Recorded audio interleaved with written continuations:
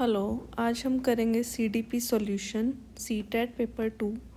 First question है जिसमें Jean पियाजे perceives dash to be dash. Jean पियाजे किसकी बात करते हैं? सबसे पहले ईगोसेंट्रिक स्पीच की बात करते हैं, आत्म केंद्रिक वाक की बात कौन करते हैं, और किसकी अपरिपक्वता का संकेत, क्योंकि वो मैच्योरिटी जो है वो स्टेजेस के अकॉर्डिंग ही इन्होंने बता रखी है कैसे आती है। और प्राइवेट स्पीच की बात करते हैं, लेव Vygotsky, effective in self regulation, अपने आप को निर्देश करता रहता है बच्चा। थर्ड इसका आंसर होगा। इन एन इंक्लूसिव क्लासरूम, समावेशी शिक्षा में शिक्षक क्या करेगा? बच्चों की विभिन्न आवश्यकताओं के अनुरूप पाठ्यचर्या और शैक्षिक रणनीतियों को संशोधित करता है। हाँ, समावेशी शिक्षा का मतलब यही है कि बच्चों को सेंटर में रख करके बच्चों की नीड्स और उनकी रिक्वायरमेंट्स के अकॉर्डिंग ही जो शिक्षक है वो पाठ्यक्रम उसी के अकॉर्डिंग तैयार होगा, वो ऐसे ही टीचिंग लर्निंग स्ट्रेटजीज यूज़ करेगा वो। First. Third, an example of class inclusion. इसमें क्या है, लोकेश को एक संकल्पना को दूसरी संकल्पना के उपसमूह के रूप में वर्गीकृत करने में परेशानी होती है। कारण क्या बताए गए कि ये समझना कि भावनाएं स्मृति और सीखने को कैसे प्रभावित करती हैं, स्वनियमित विनियमित सीखने को संसाधित कर सकता है। तो दोनों ही सही हैं। अगर उसको परेशानी हो रही है तो मीन्स एक ही मतलब both A and reason, assertion and reason are true and R is a correct explanation of A. Third है। कहीं ना कहीं इमोशनल जो इमोशंस है वो मेमोरी को अफेक्ट कर सकते हैं और लर्निंग को अफेक्ट कर सकते हैं। Which of the following is an example of question that promotes analytical thinking या क्रिटिकल थिंकिंग में आपको मल्टीपल फैक्टर्स अगर आप दे सकते हो तो वो है एनालिटिकल थिंकिंग। मल्टीपल फैक्टर्स की बात जहाँ होगी। द्वितीय विश्व युद्ध के फैलने में किन कारकों का योगदान था? फैक्टर्स मल्टीपल हो सकते हैं, बहुत सारे बता सकते हो आपकी क्या क्या रीजंस हो सकते थे उसके। द्वितीय विश्व युद्ध के दौरान जर्मनी का नेता कौन था? वो एक स्पेसिफिक नाम होगा, एक ही वर्ड में आंसर हो जाएगा। द्वितीय विश्व युद्ध किस वर्ष समाप्त हुआ था? वो भी एक सिंगल वर्ड में समाप्त हो जाएगा। द्वितीय विश्व युद्ध में कौन से देश प्रत्यक्ष रूप से शामिल थे? ये भी एक पर्टिकुलर हमें पता है, लेकिन मल्टीपल किस में? फर्स्ट में बात हो रही है, फर्स्ट इसका आंसर हो। विच of the following is an example of performance goal orientation. Performance प्रदर्शन लक्ष्य अभिविन्यास का एक उदाहरण है। इसमें बच्चा क्या करेगा? अच्छा ग्रेड पाने और दूसरों से कड़ी मेहनत करने के लिए क्या करता है? बेहतर करने होने के लिए कड़ी मेहनत करता है। फोर्थ आएगा, student studies hard to get a good grade and be better than others. In an inclusive classroom, all curriculum adaptation should be directed to lower the educational standard for special children. ऐसा नहीं है कि अगर विशेष बच्चों के लिए निम्न स्तर कर दिया जाए या कुछ है, तो पाठ्यक्रम करिकुलम उनके अकॉर्डिंग ही बनाया जाएगा। ऐसे नहीं है उनके स्टैंडर्ड ही लोअर कर दिया। विशेष special children do not have any potential, तो फिर दोनों ही बात गलत होगी, दोनों में ही नेगेटिव है कि उनमें कोई पोटेंशियल ही नहीं है कि वो कर ही नहीं सकते, ये तो नेगेटिव चीज़ हो गई। तो दोनों ही इसमें क्या है? गलत हो गए। Harvard gardener theory of multiple intelligence proposes that intelligence can be measured accurately and predicted precisely.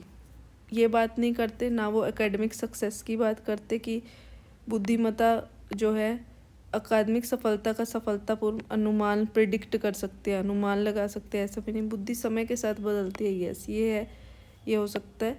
Intelligence is primary inherited, अनुवांशिकता की ये बात नहीं करते हैं। बुद्धि समय के साथ बदलती है, इन्होंने 8 टाइप्स की बताई है, तो वो चेंज होती रहती है। While proposing the relationship between language and thinking process, लेव वाइगोत्स्की किसकी बात करते हैं? भाषा एक सांस्कृतिक उपकरण है। सोशो कल्चर थ्योरी इन्होंने दी थी, सोशो कल्चर थ्योरी की बात ये करते हैं जो संज्ञान को कई तरीकों से सुगम बनाती है। थर्ड इसका आंसर होगा। विकास के dash changes in emotion, self perception या interpersonal with families, peers and friends are studied under. Linguistic तो लैंग्वेज की बात होगी, ये नहीं होगा। फिजिकल भी इसमें कुछ नहीं आएगा। कोग्निटिव संज्ञानात्मक नहीं। सोशो कल्चर साइको सोशल मनोसामाजिक की बात आएगी इसके। Creating an environment of fear and stress keeps students on their toes and facilitates meaningful learning. भय और तनाव का वातावरण बनाना छात्रों को सचेत और हरदम तैयार रखता है और सार्थक सीखने के को सुसाधित करता है। हमने फियर तो बनाना ही नहीं है, नेगेटिव माहौल तो बनाना ही नहीं है, और अधिगम केवल बाहरी कारकों द्वारा नियंत्रित होता है, ऐसा भी नहीं है, दोनों ही गलत हो गए। तो ए और आर जो है दोनों ही गलत है। A teacher wants to enable, एक शिक्षिका छात्रों को उनके पूर्व ज्ञान को नई संकल्पनाओं से जोड़ने के अवसर प्रदान करके अपनी कक्षा में सार्थक सीखने व विवेचनात्मक थिंकिंग जो है उसको सक्षम बनाना चाहती है उनकी। तो कौन सी रणनीति सबसे ज़्यादा प्रभावशाली होगी? सबसे पहले ask student to share their own experiences related to the new material and then connect them to the topic. हाँ, अपने अगर बच्चे खुद के एक्सपीरियंस शेयर करके उस नई चीज़ से जोड़ेंगे तो वो बेहतर सीख पाएंगे। फर्स्ट आंसर ही ठीक है और पढ़ने की ज़रूरत ही नहीं है। 10-year-old Kakuli struggling with the difficult math problem, एक कठिन सवाल से जूझ रही है गणित के। उसके समस्या समाधान कौशल को बढ़ाने के लिए उसकी शिक्षिका क्या कर सकती है कि encourage her to keep trying and others offer scaffolding when needed.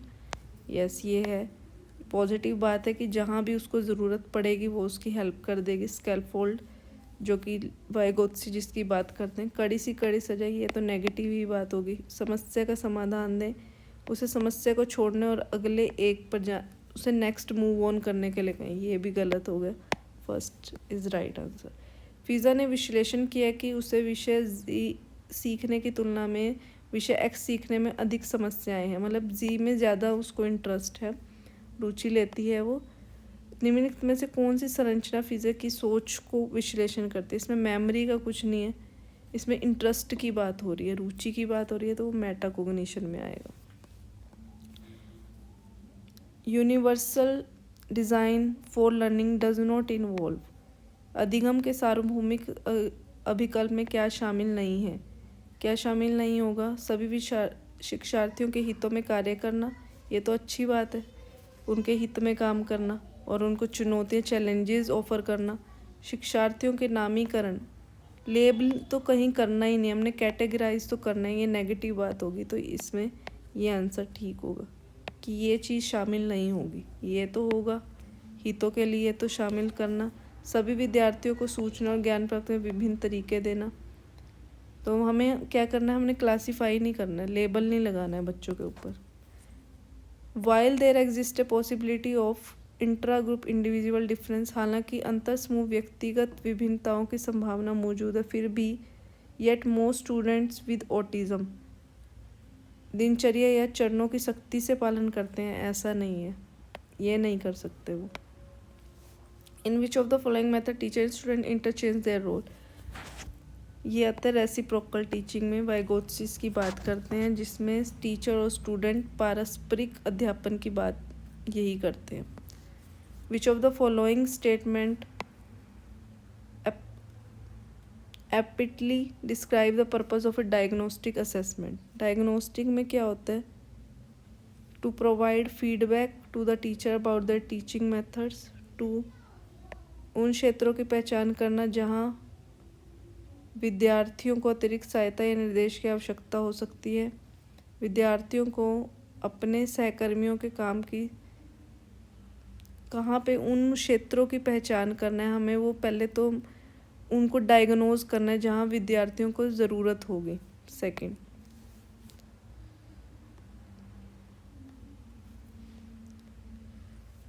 Eighteenth में 12 ईयर अमाना हर बार 12 साल की अमाना हर बार डर जाती है कि जब शिक्षिका उसे ब्लैक बोर्ड पर गणित की समस्या का जवाब देने या हल करने के लिए कहती है तो क्योंकि उसे डर लगता है कि शिक्षिका उसे डांटेगी और शर्मिंदा होगी।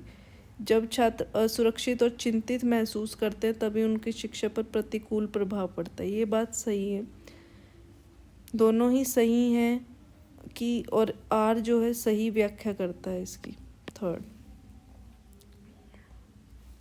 विच of the following statement would advocates progressive education में, प्रोग्रेसिव एजुकेशन क्या है, प्रगतिशील शिक्षा में बच्चे के सामाजिक, सांस्कृतिक, आर्थिक, जिस भी वो संदर्भ में पैदा हैं, किस बैकग्राउंड से आ रहे हैं, वो उनके डेवलपमेंट को तो प्रभाव करता ही है।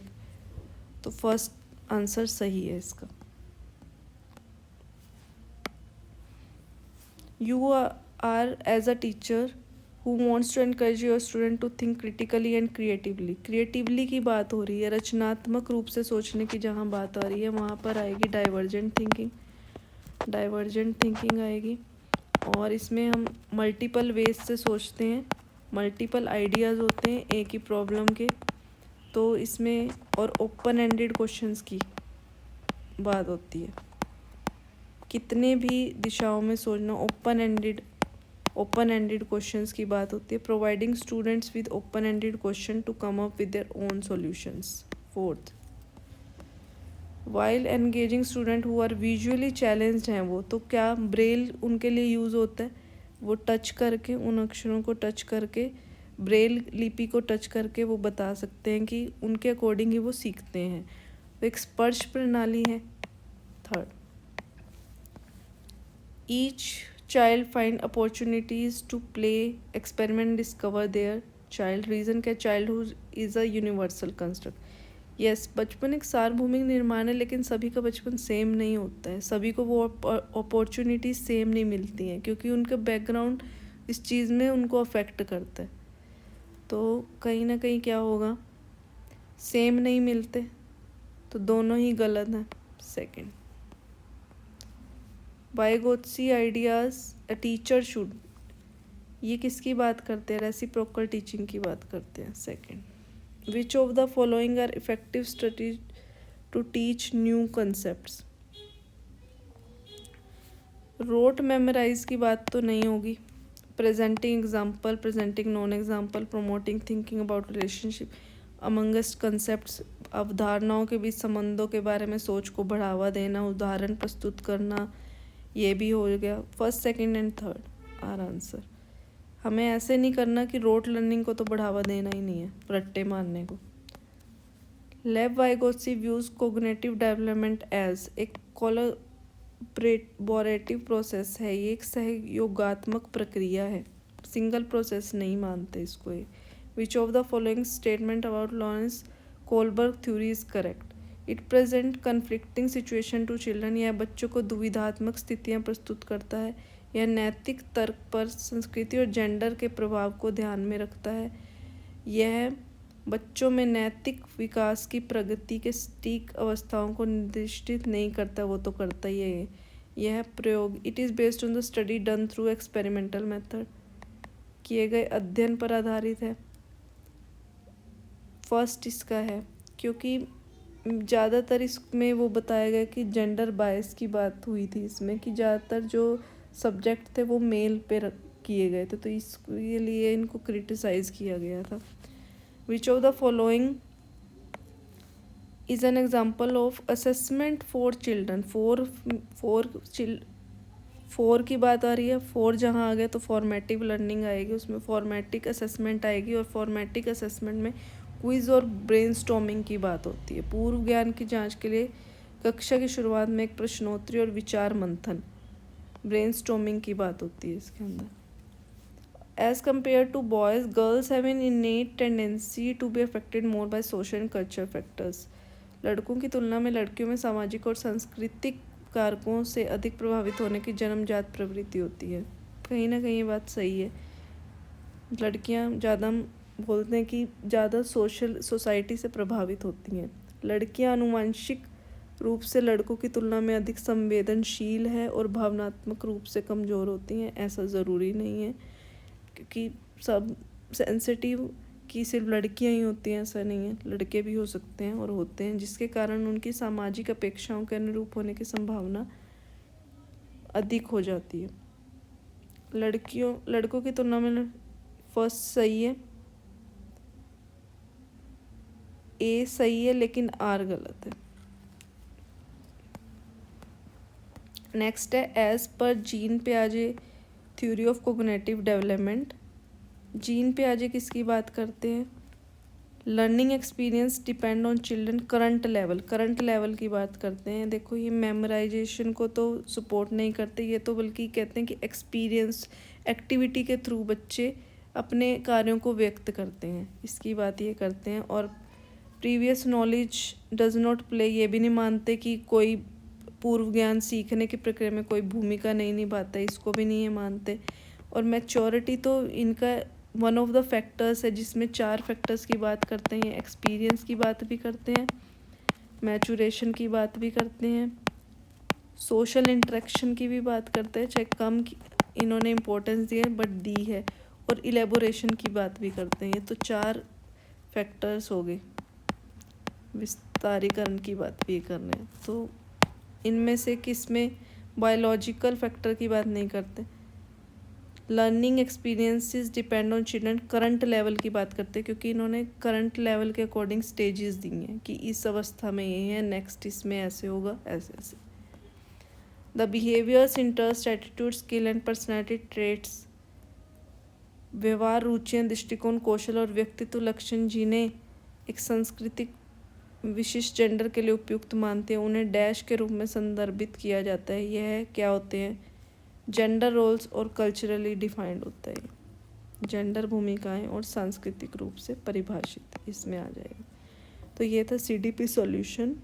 अगर 1-2 क्वेश्चन अगर आंसर वेरी होंगे तो मैं उनको फिर से डाल दूंगी इसके अंदर, अगर कुछ ना कुछ चेंज हुआ तो। वैसे मोस्टली ये ठीक है आंसर्स, और आप भी अपने आंसर्स इसमें बता सकते हैं कमेंट में।